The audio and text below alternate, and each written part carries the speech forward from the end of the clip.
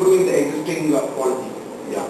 Actually, whistleblower policy is an excellent mechanism whereby anyone associated with the company is in a position to pass on confidential and crucial and critical information to forums like audit committee, or for that matter whoever can take cognizance of that and take action within the company, or to even to that regulator for that matter. So that something which is under the carpet or covered or hidden by somebody who is defrauding the company or defrauding through the company can always get exposed at the earliest possible stage.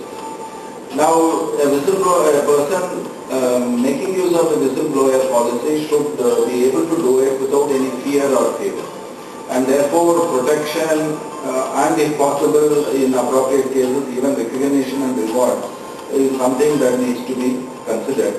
Right now, it is recommended, no doubt, but the company law bill, which is pending before the Parliament, is emphasizing on the implementation of whistleblower policy by the companies.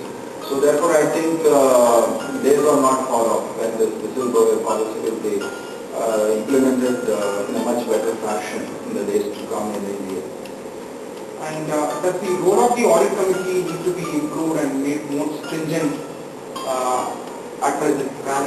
Yeah, actually, audit committee, I would put it like this. There are four players within the corporate governance norms who can contribute to the effective functioning of the corporate governance norms. One is the independent director, second is the audit committee, third is the internal auditors, and fourth is the statutory auditors.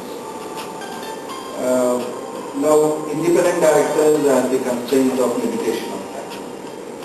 Similarly, statutory auditors are also having constraints of time because they do 1 year end audit, and it is for a particular period they are devoting time on the financials of the company, on records of the company, and they do the reporting. But the other two,